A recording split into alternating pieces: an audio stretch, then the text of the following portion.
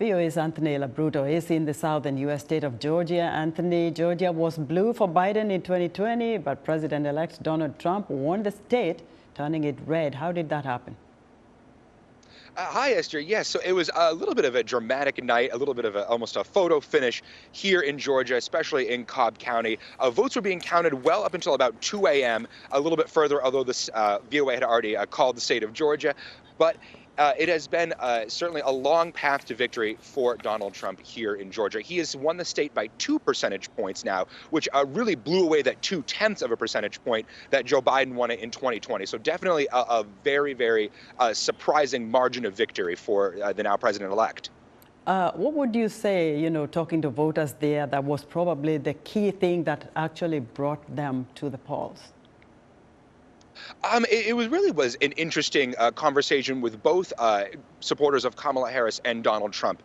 Their messaging had been Kamala Harris's had been abortion and reproductive rights. Trump's had been the economy and immigration. And as you heard with Nelson McDonald, the voters in Georgia really wanted to elect a president that would really bring back the conservative, the family values that they had expressed for so long over the course before Georgia became really that competitive swing state. So it's interesting to see how much of that Republican Party really came out, really united behind the former president to give him really a surprisingly large margin of victory here. And Anthony, what are you hearing from Georgians there about the victory of Trump? What does it change for that state?